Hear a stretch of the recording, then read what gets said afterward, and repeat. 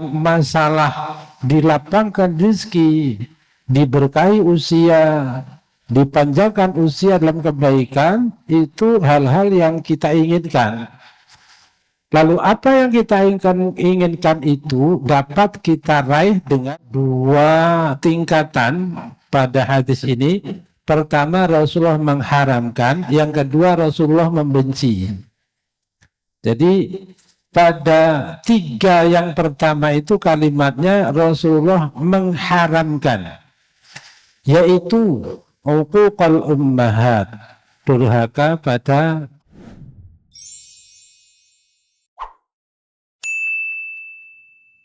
Assalamualaikum warahmatullahi wabarakatuh. Kita lanjutkan masih pada masalah al-adab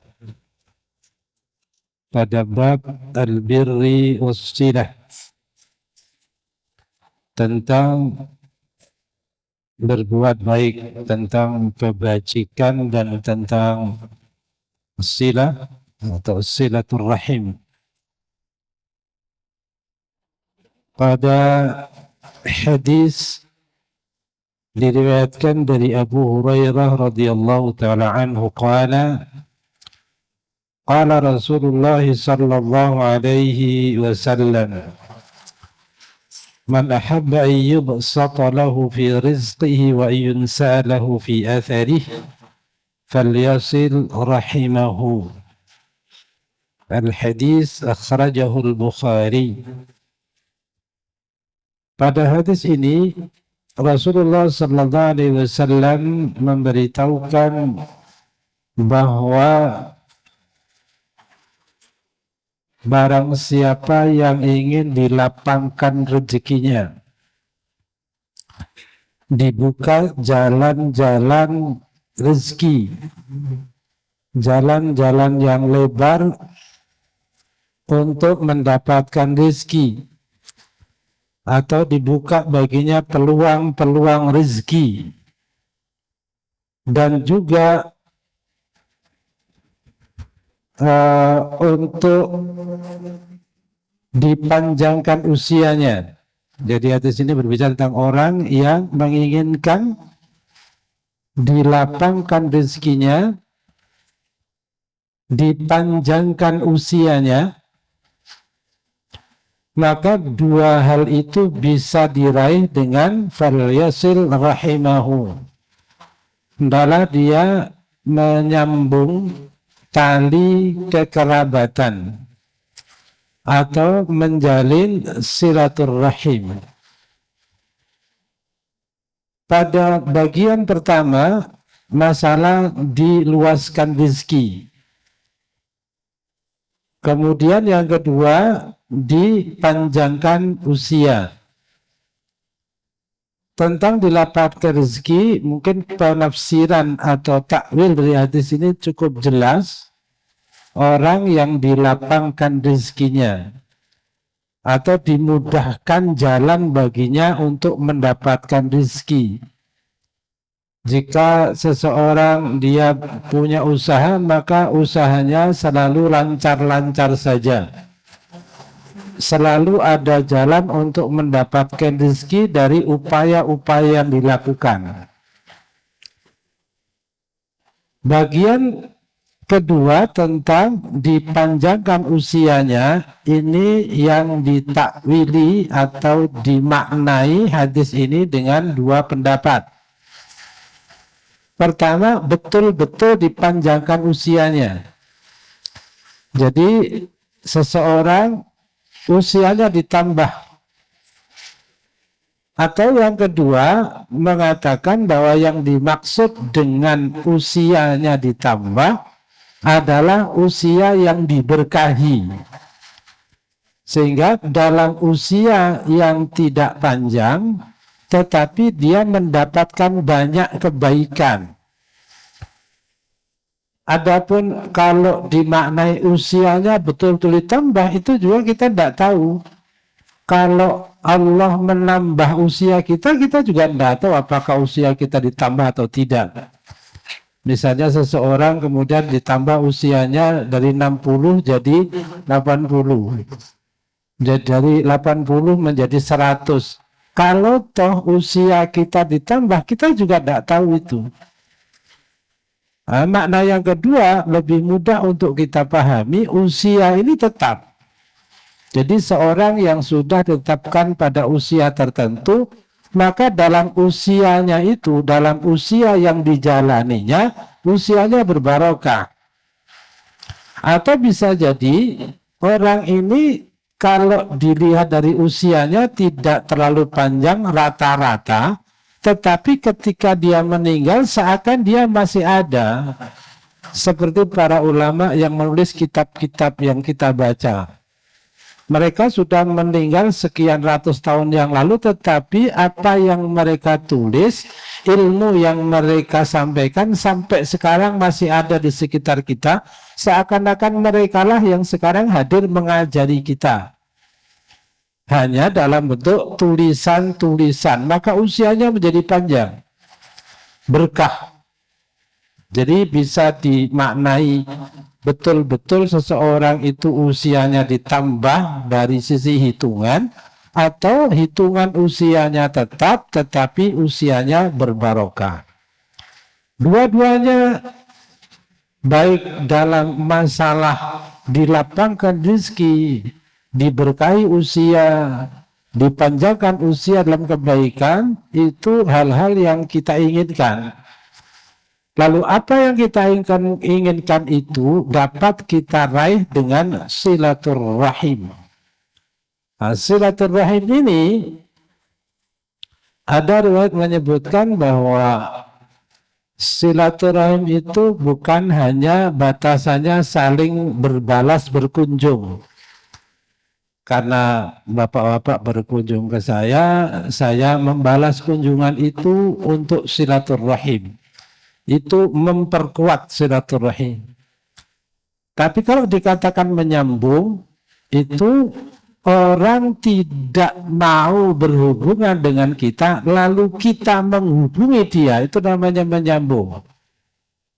Orang kalau ketemu dengan kita tidak mau mengucapkan salam, kita yang mengucapkan salam. Itu sesuatu yang awalnya terputus, kemudian disambung. Karena kata-kata menyambung itu memang karena ada sesuatu yang putus.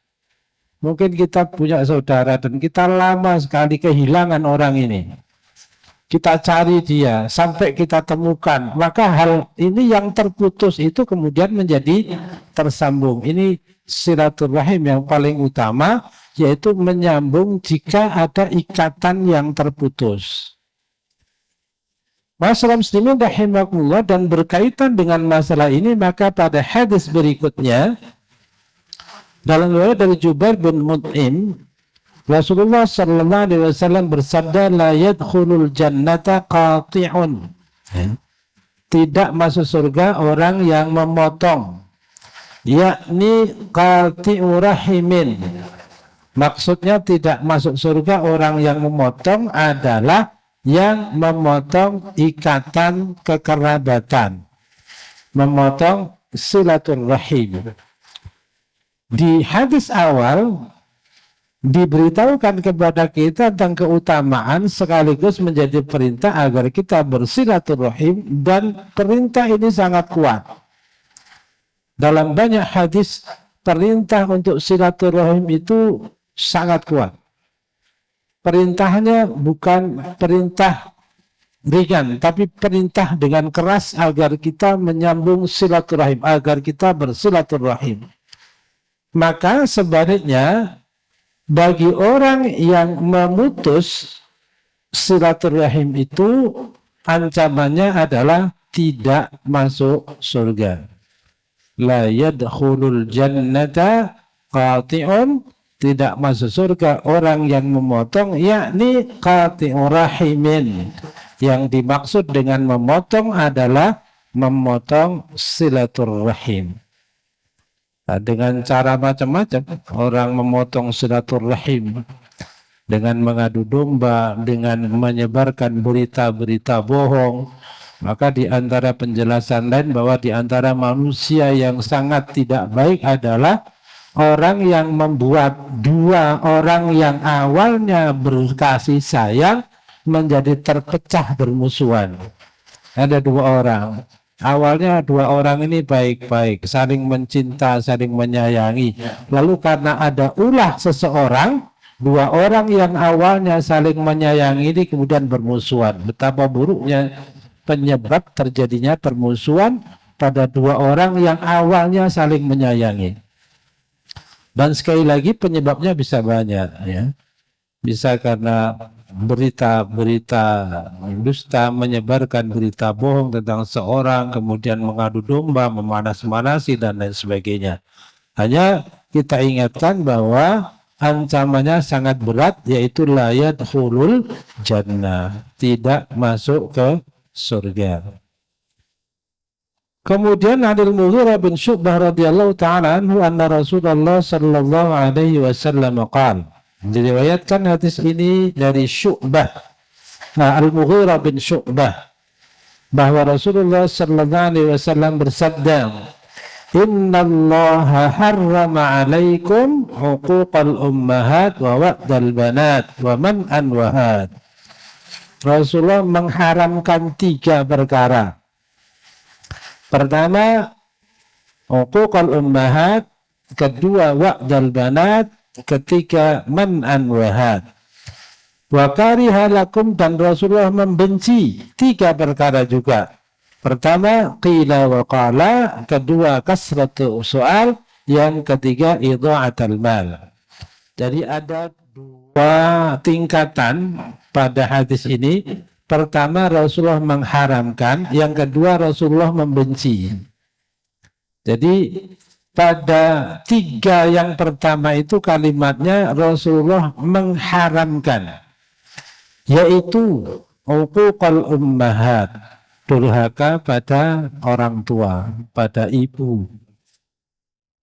Dalam sering sudah kita dengar ketika Rasulullah SAW ditanya tentang siapa orang yang paling berhak untuk mendapatkan perlakuan baik, untuk dipergauli dengan baik. Rasulullah mengatakan siapa? Ummuka, ibumu. Ditanya lagi, semaman, siapa lagi setelah ibumu? Beliau mengatakan ummuka, ibumu lagi. Semaman, setelah itu siapa? Ummuka, ibumu lagi. Setelah itu siapa? Baru Rasulullah mengatakan ayahmu. Jadi ibu. Ibunya berapa? Ibunya 1, bukan 3. 1, tapi 3 kali ibunya. Kalau ibunya 3 nanti berapa itu? Ibunya 1. Tapi disebut 3 kali. Ibu. Baru ayah. Jadi masyarakat muslimin rahimakumullah. Kemudian yang diharamkan berikutnya adalah wa'dal banat, ya, mengubur anak perempuan hidup-hidup. Ini pada masa jahiliyah, ya. Pada masa jahiliyah, orang-orang jahiliyah itu sangat malu jika memiliki anak perempuan.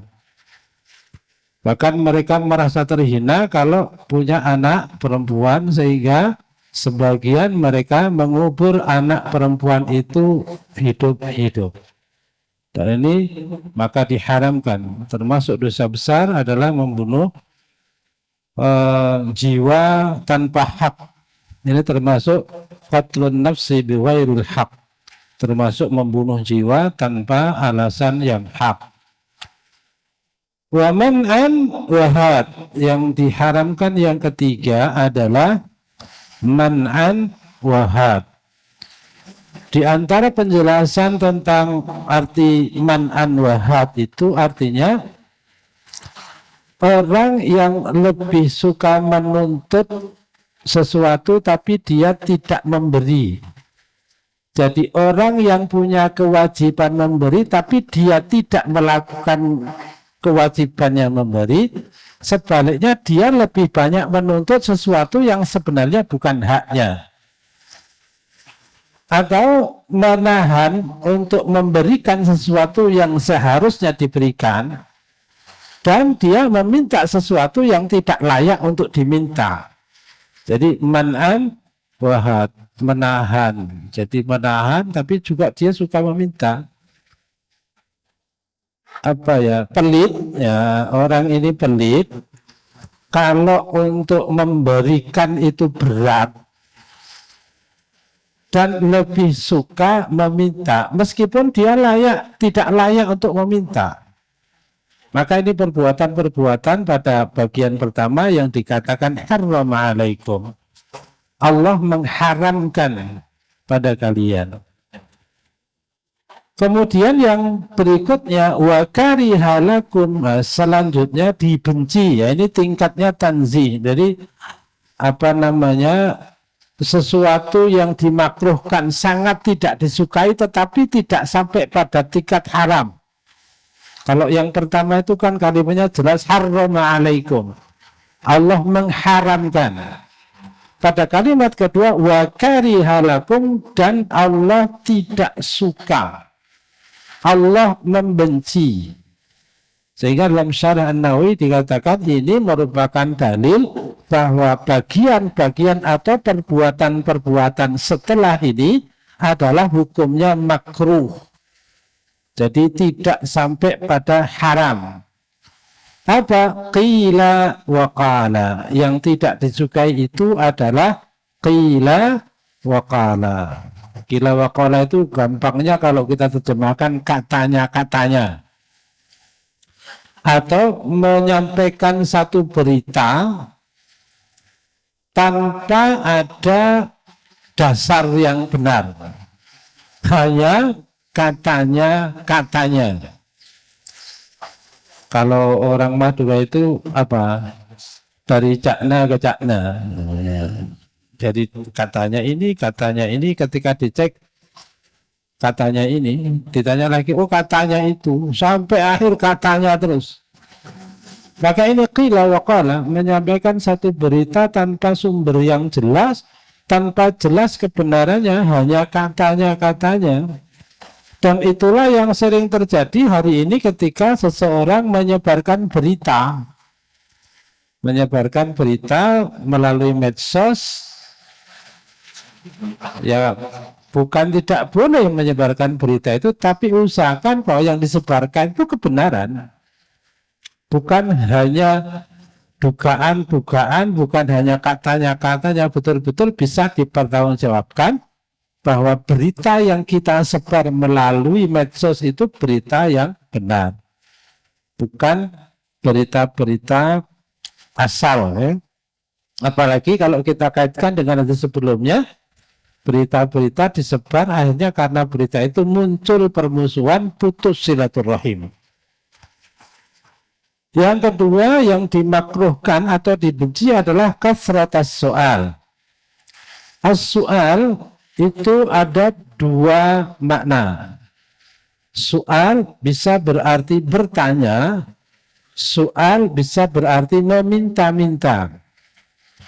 Maka hadis ini dimaknai dengan dua itu. Kasratus soal bisa berarti dibenci kalian banyak tanya sesuatu yang tidak perlu ditanyakan, atau banyak meminta-minta harta orang lain. Dan Islam datang dengan banyak hadis melalui Rasulullah SAW tentang celaan orang-orang yang meminta-minta, apalagi meminta-minta itu hanya untuk memperkaya diri. Bukan meminta-minta karena sesuatu yang harus dan dibutuhkan, tapi meminta-minta hanya untuk memperkaya diri. Sehingga Rasulullah SAW sampai bersabda bahwa nanti di akhirat ada orang-orang yang bangkit di hari kiamat dengan wajah tercabik-cabik, sehingga daging pada wajahnya itu hampir habis tercabik-cabik. Mereka lah orang yang di dunia suka meminta-minta. Dan meminta-minta ini bukan meminta-minta karena dia harus meminta, tapi meminta-minta hanya sebagai hanya untuk mendapatkan kekayaan atau memperkaya diri, bukan karena kebutuhan. Maka di sini disebutkan kasratus soal, baik yang dibenci itu karena banyak bertanya tentang sesuatu yang tidak perlu ditanyakan, atau kasratus soal ini adalah banyak meminta-minta. Dan yang ketiga yang dibenci adalah idha'atul mal, yaitu menyia-nyiakan harta, maknanya memanfaatkan harta untuk sesuatu yang tidak perlu. Mungkin kita lebih mengenal dengan istilah mubazir. Mubazir itu bukan dihitung dari banyak atau sedikitnya harta yang dikeluarkan, tetapi mubazir itu dihitung dari kemana harta itu dikeluarkan. Maka seseorang yang mengeluarkan harta besar untuk sesuatu yang bermanfaat itu tidak mubazir, tidak menyia-nyiakan harta. Tetapi sebaliknya orang yang mengeluarkan harta kecil dalam jumlah yang tidak besar untuk sesuatu yang sia-sia, mengeluarkan harta dalam jumlah kecil untuk yang tidak bermanfaat, itu namanya menyia-nyiakan harta. Atau kita lebih kenal dengan istilah namanya mubazir. Jadi mubazir itu bukan masalah besar atau kecilnya, bukan jumlahnya, tapi kemana dimanfaatkan. Mengeluarkan harta sampai miliaran dan itu bermanfaat tidak disebut menyia-nyiakan harta. Tapi kecil kemudian tidak ada manfaatnya, itu yang disebut dengan idha'atul mal. Al-hadits muttafaqun alaih. Kemudian masyarakat muslimin rahimakumullah, masih berkaitan dengan al-birri ini, Rasulullah SAW bersabda tentang dua orang tua. Kalau yang tadi disebutkan tentang diharamkan untuk durhaka pada orang tua, pada ibu, maka dalam hadis berikutnya ridallah fi ridal walidain. Ridho Allah ada pada ridho dua orang tua. Wa sakhatullah fi sakhatil walidaini, dan murka Allah juga berada pada murka dua orang tua. Hadis ini sangat jelas, yang intinya adalah kita berbakti.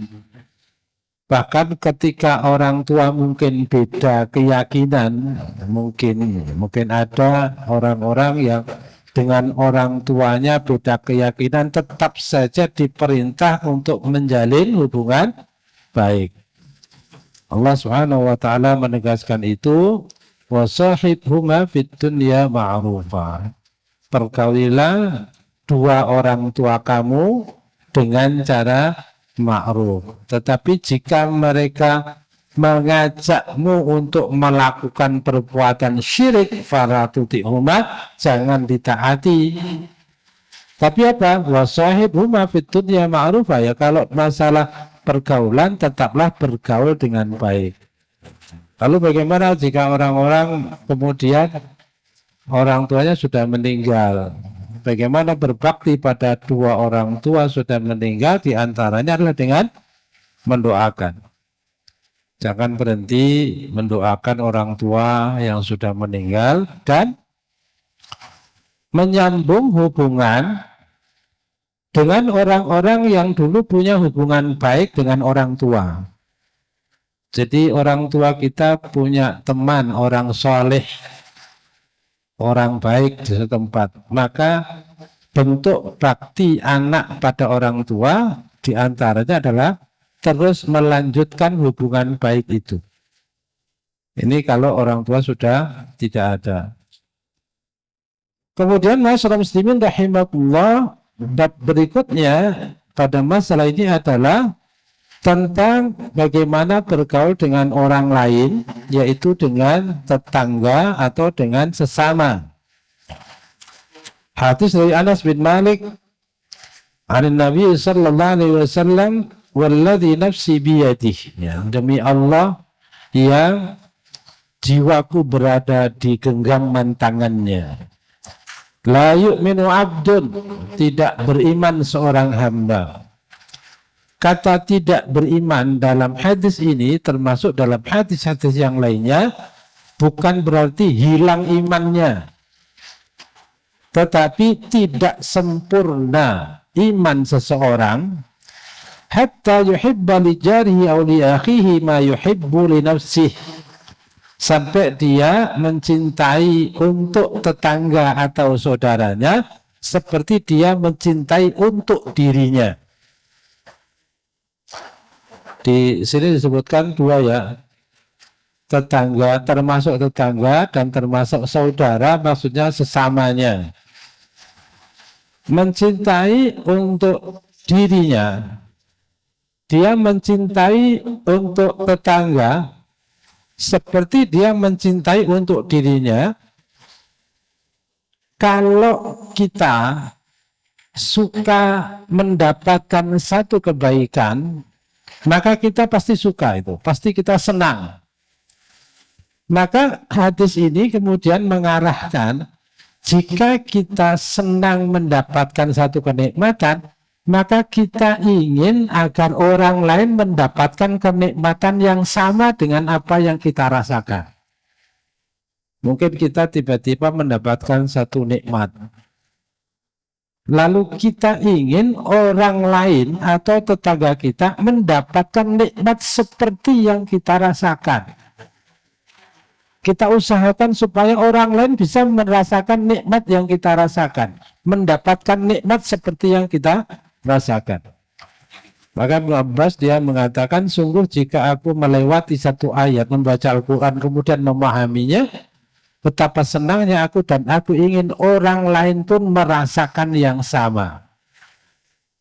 Saya mengulang satu kisah di dalam pertemuan pernah kita kasih di sini.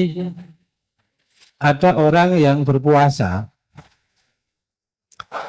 Orang puasa itu pahalanya besar.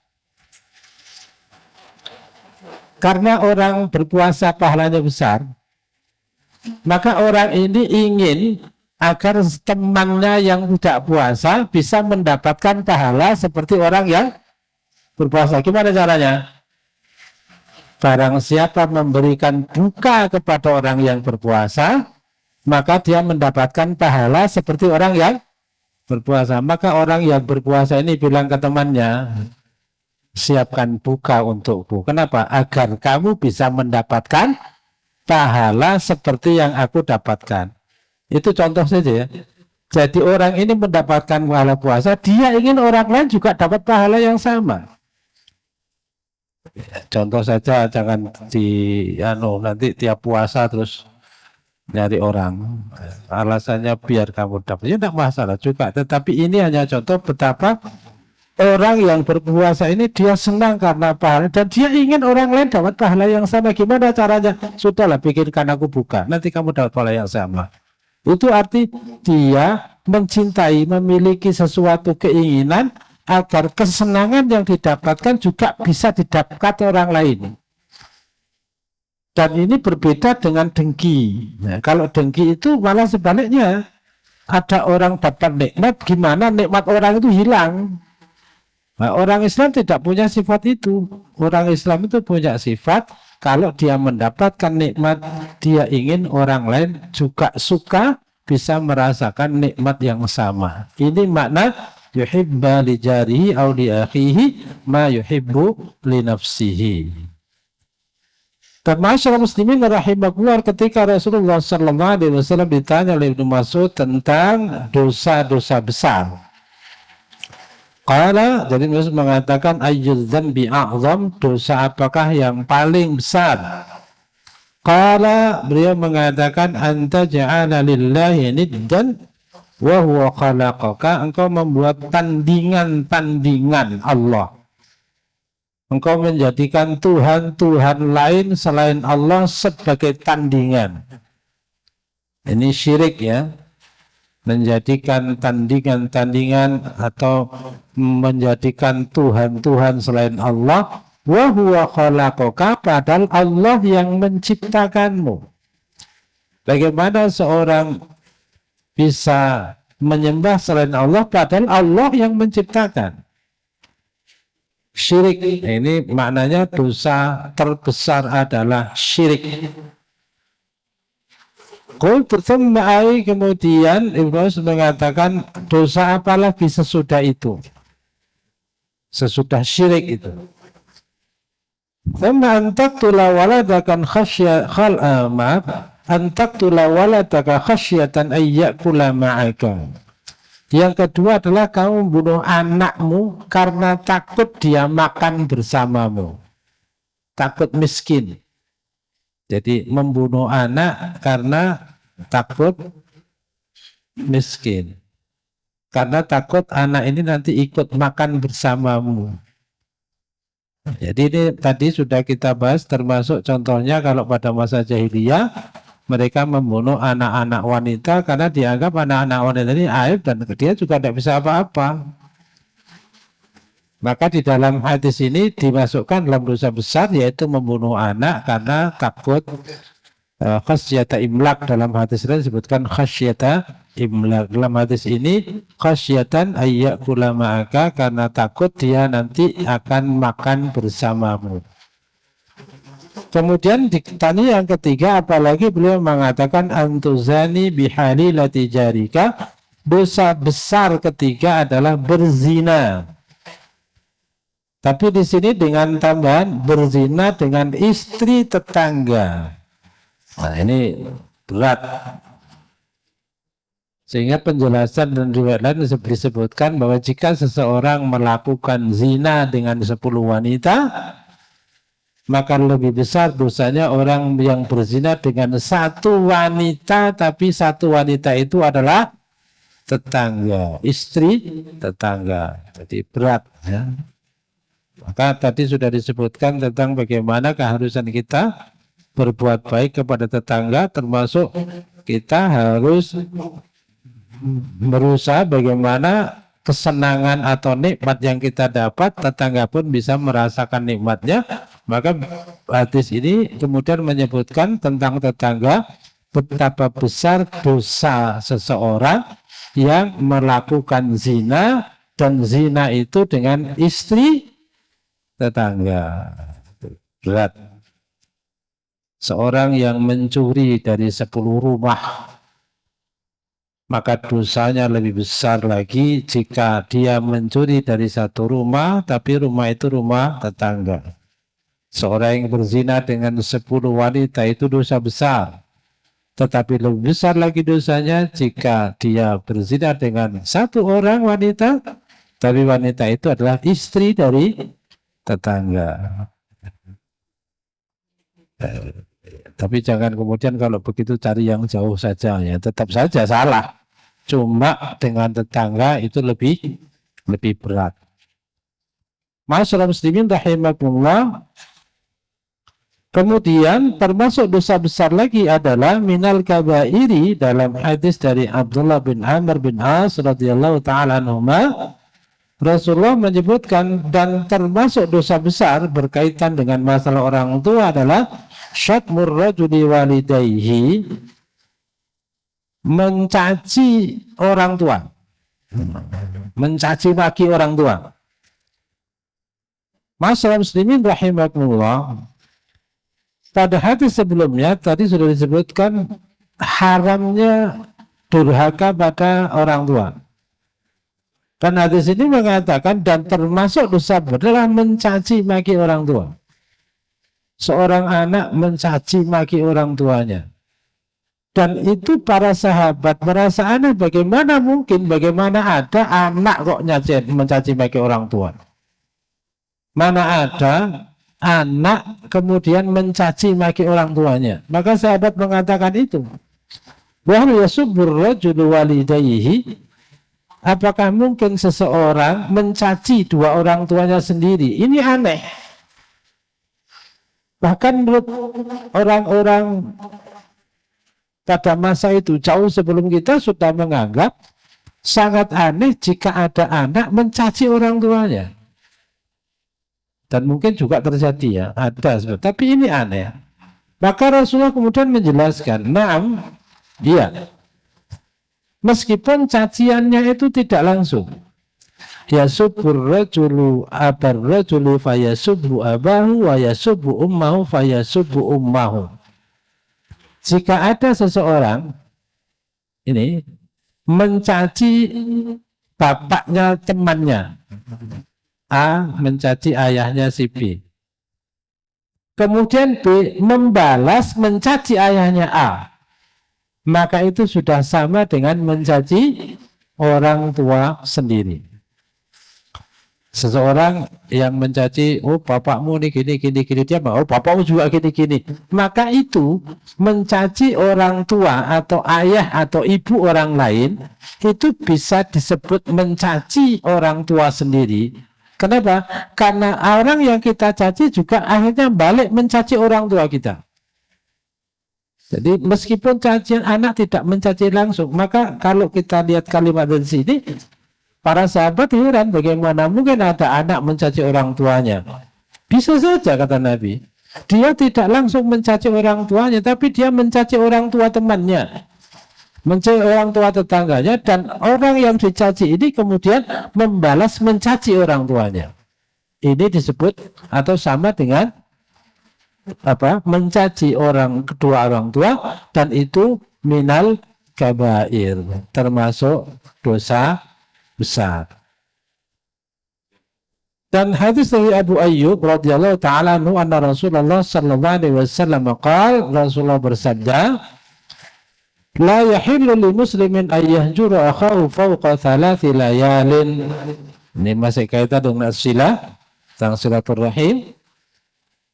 Tidak halal bagi seorang muslim untuk menghajar, melakukan hajar pada saudaranya melebihi 3 hari. Hajar itu artinya apa? Tidak saling menyapa. Ketemu juga tidak nyapa. Bahkan yang satu mengucapkan salam, yang satu tidak mau jawab. Atau memang juga tidak mau mengucapkan salam. Tidak halal bagi seorang muslim untuk melakukan hajar, tidak saling menyapa dengan saudaranya, ayah juru akhahu fawqa thalathi layalin, melebihi 3 malam. Berarti boleh. Tidak nyapa itu boleh, cuma dibatasi waktunya. Tidak boleh melebihi berapa? 3 malam atau 3 hari. Jadi bisa saja kan orang itu karena saking marahnya, jangankan mau nyapa, ketemu aja tidak mau. Sehingga hadis mengatakan yaltaqiyani fa yu'ridu hadza wa yu'ridu hadza. 2 orang ini kalau ketemu satu melengos kanan, satu melengos kiri. Kalau ketemu gini tidak mau. Ya ya pokoknya memalingkan wajah, atau mungkin jauh-jauh sebelum ketemu ketahui atau orangnya di sana belok kiri, satu belok kanan, tidak mau ketemu pokoknya. Ini hajat. Fayuridu hadza wa yuridu hadza wa khairuhuma, dan 2 orang yang saling menghajar itu yang terbaik adalah alladzi yabda'u bisalam, siapa di antara keduanya yang memulai dengan salam, itu yang terbaik. Jadi kalau terjadi peristiwa seperti itu, mungkin karena sesuatu, hadis ini menyebutkan ya kalau tidak nyapa lah, tapi jangan lebih dari 3 hari. Kemudian usahakan menjadi orang yang pertama nyapa, ya bida'u bisalam. Karena orang ini kalau ketemu juga salam pun tidak, atau kadang dikasih salam pun juga tidak jawab, maka jadilah orang yang pertama memperbaiki hubungan itu, menyapa. Jadi orang yang pertama menyapa di antara 2 orang ini. Masyarakat muslimin rahimakumullah. Kemudian tentang albir, tentang kebaikan, wala tahqiranna minal ma'rufi syai'an walau antal akhaka biwajhin talqin, jangan meremehkan perbuatan baik, ya. Meskipun perbuatan itu hanya bentuknya apa?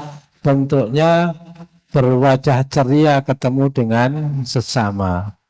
Jadi kebaikan itu sekecil apapun jangan diremehkan. Meskipun bentuk kebaikan itu hanya senyum ketika ketemu, itu sudah kebaikan. Jangan remehkan perbuatan baik itu, meskipun kecil. Jadi kita berbuat baik ini sebaik-baiknya kita perbanyak perbuatan baik dan jangan meremehkan kebaikan meskipun kecil.